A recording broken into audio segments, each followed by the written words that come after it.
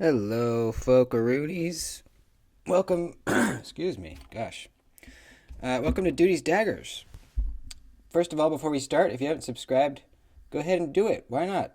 Follow me on Instagram at duties_daggers also. So, today we're talking about two of my all-time favorite small knives. These are recent acquisitions, and there are other small knives that I like a lot, but, well, maybe I won't say favorite small knives of all time. I'll say favorite small knives in recent history. These have been my two go-to smaller knives. Now, you guys might notice that hopefully you notice that the camera quality, the video quality is drastically improved. At least I'm hoping it'll come through. But we are now recording in 4K because I just upgraded my cell phone. I do all my content on my phone except for the live streams. And I had been working with an old iPhone 10 this whole time, which is it was a pretty decent camera. But I have a newer iPhone now, and I mean the frame rate should be a lot better, video quality should be a lot better. So I'm pretty excited. Bad news is you're gonna see all the cracks and my messed up fingers, but you know, you guys will just have to deal with it. So let's see. Okay, so let's talk about these guys. This first one here, this is the Kizer Lieb. This one here, I'm sure you recognize it, the Civivi Baby Banter. Let's talk about the Baby Banter first. So this is made by Civivi, designed by Ben Peterson. He has, well, the first Banter that was released was the regular Banter, or the medium, now it's the medium-sized Banter. And it was a medium-sized knife, medium-sized knife, no finger choil, same basic kind of shape, just a little bigger. And then he released this Baby Banter. This version, particular version, came a little bit later. This colorway, but originally it was just G10, and then now he has micarta and a couple other things, some wood now as well.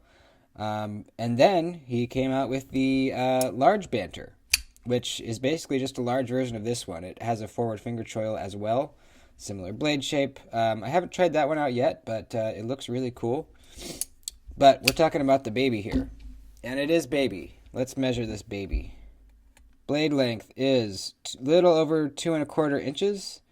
The cutting edge is under 2 inches though. So if you're in an area where you need to have a blade that's under 2 inches, this will cut it. We have an overall length of 5.5 inches. And then we have a closed length of 3 1/8 inch. I could fit this whole knife in my fist, so that'll tell you how small it is. Now, as long as we're talking about measurements, the thickness behind the edge on this knife is pretty crazy thin. It's the thinnest in my collection, actually.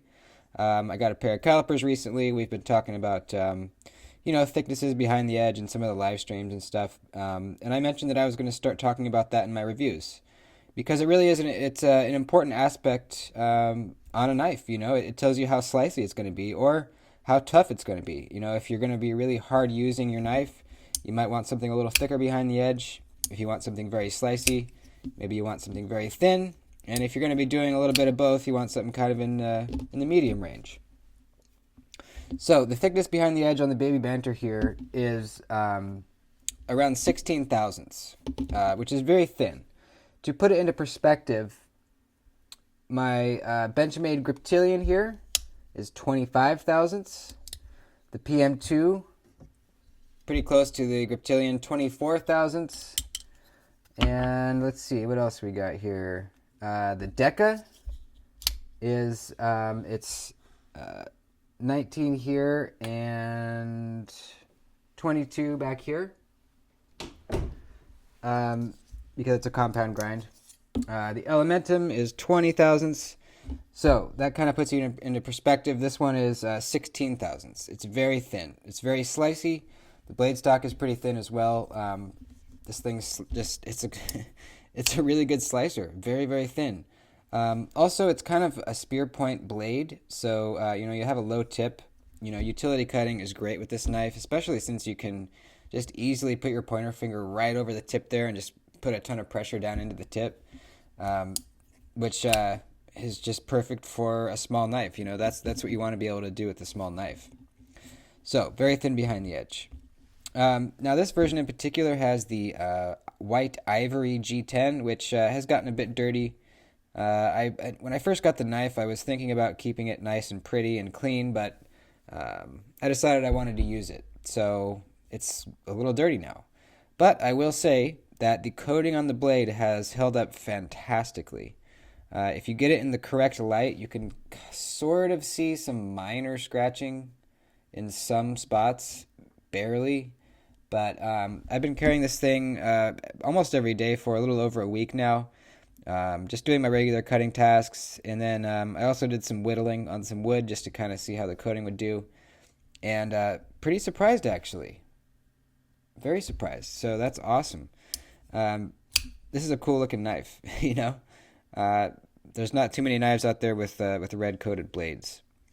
So it's a thumb stud opener only. We have a deep carry pocket clip that is inset with flat screws. Awesome. You can see that it's reversible there. We have a lanyard hole, but it's not prioritized over the clip, so it doesn't bother me too much. The action is pretty decent. I wish that the detent was a little bit stiffer, a little bit snappier. I can't fail this thing. But, you know, if you give it any effort at all, it'll flip right out. So I can't complain about it too much. I just wish it was a little bit snappier. But it's easy to thumb flick, super duper easy. Reverse flicking, easy. Ergonomics, or wait, no, let's do this real quick. The fall shuttiness is not great, but it's a tiny knife, and so you can't really expect that on such a small knife. I mean, it is possible, but you know, not the biggest deal. It doesn't bother me. Ergonomics, fantastic. I mean, really fantastic. This is probably, probably the best knife that I've ever handled as far as it being a small knife that feels like a much bigger one, which is kind of the Baby Banter's claim to fame, is that it's a very small knife, but with the generous choke-up spot here, you can get an actual full grip on it. And even I have some extra sticking out the back even. You know, you can get a full hammer grip if you're really putting some pressure in, but you probably won't be, really. I mostly hold the knife like this, actually, kind of in a pinch grip with my pointer finger out here, opening up packages or cutting something down on a surface. You know, you can hold it, you know, with your thumb more back here or hammer grip, like I said. It's just really comfortable. There's nothing poking my finger. I thought the clip might, because we do have a little bit of a swoop here, but it actually doesn't. I really don't feel it at all. I think it falls in the perfect spot kind of in here, where it's kind of like in a little recess in my palm, so I really don't feel it. The blade steel we're talking about here is Nitro V, and it's held up pretty good. I actually haven't even stropped this thing yet, and it still has a very good edge on it, so that's awesome. Yeah, it's the Baby Banter. This version I think cost me around $50. I think they're right around there usually. I'm not sure if this version is available anymore. I don't think it is, but I will link it down below for a couple different versions. You can go check it out. Another cool little detail is how they did the cutout for the liner lock access. Basically what they did is, you can kind of see it right there. They started back here where these two scales are flush with each other, and then they just slowly started cutting back this show side scale all the way up until they gave you enough access. So you can see it slowly kind of swoops in like that to give you the access, which I think is really cool. They didn't just make an ugly cutout just right in this area. They did it gradually so that you don't even really notice it. It took me a while to even pick up on that. I just think that's a really cool way to do it. Very good thinking. So that's the Baby Banter. I love it. Now let's talk about this guy. This is the Kizer Lieb, and man, it's pretty much the exact opposite of the Baby Banter as far as the detent goes, because this is one of the snappiest detents I've ever felt, and I'm being completely honest with that. It is insane, man. When I first unboxed this thing, I could not believe it. I really couldn't. And you're not really going to be able to tell over the video probably, but it's insane. It is impossible to fail. I have tried, trust me. I have tried as hard as I could to fail this knife. It won't do it. It will not do it. Now, part of the reason that you can have that strong of a detent is the flipper tab. It's nice and big, and it's very comfortable. If it was a tiny flipper tab, because there is a decent amount of pressure you have to put on that to get the blade to pop out. If it was smaller, it'd probably be hurting your finger, but they designed this flipper tab very well. It's really comfortable. You get enough leverage, and man, this thing just absolutely, yeah, it's unbelievable. It really is. We have really good quality micarta on the handles, kind of a different color and pattern sort of micarta that I haven't really seen that a whole lot, and I really like it. It's not like the super fuzzy stuff, but you definitely feel the texture. It does not feel cheap at all. I really like it. I love the color. You have a blue aluminum pivot collar there, just on the show side. The liners are shadow boxed with the micarta, so they're sticking out a little bit past it. This creates kind of a cool shadow boxed effect. This is just a good looking knife, man. It really is. It's an Azo design. As always, the liners and the clip, everything has a good polish on them. Kizer always does a good job with that. Here's the mini big glider. You can see it's just it's all polished up very nicely. You have decent access, or actually, yeah, it's actually really good access to the liner lock. I don't know why I said decent. It's very good. Check that out. Yeah. Really easy to get in there. I like that they didn't put jimping on the liner. The liner lock just makes it easier on your thumb. And there's good enough access where you don't need jimping. Just really easy to push it over. Deep carry pocket clip. That is unfortunately not reversible, but there's flat screws on there. And I didn't think... Yeah, it is recessed too. So that is pretty sweet. We're perfectly centered. Lockup is completely solid. The blade steel we're talking about here is N690, which I don't have a ton of experience with. So we'll see. I'm starting to carry this a lot more when in the past week or two. So we'll see how it holds up, and I'll let you know. There's almost kind of a choke-up spot if you put your finger on top of this flipper tab, but I wouldn't hold it like that. I don't really. Kind of similar to the Baby Banter, I really hold this knife in a pinch grip like this, with my pointer finger out here, or just like this. I'm just getting into a package, or I'm cutting something on a surface. Same kind of thing.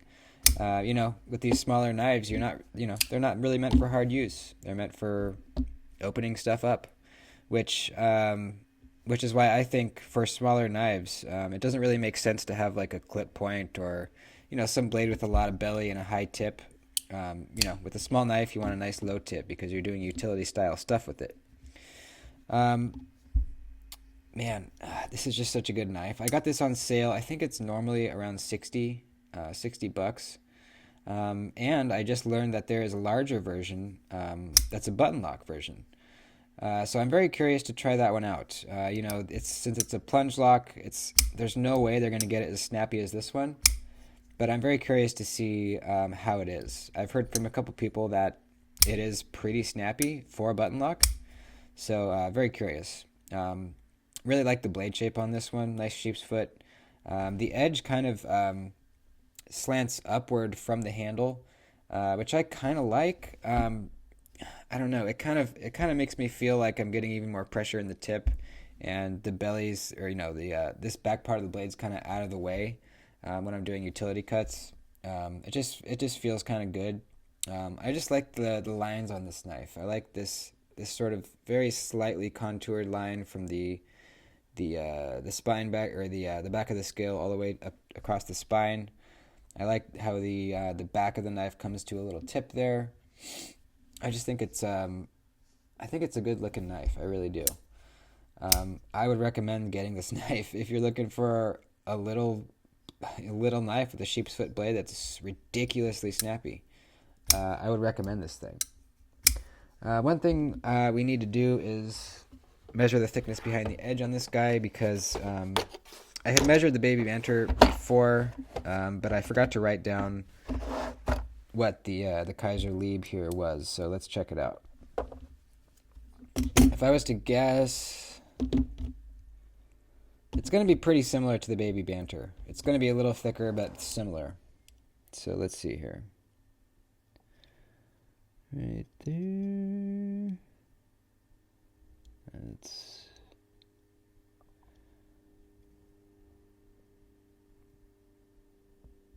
wow. Wow. It's actually slightly thinner. So the Baby Banter, like I said, was between 16 and 17. And back here we have 14. And then towards the middle we have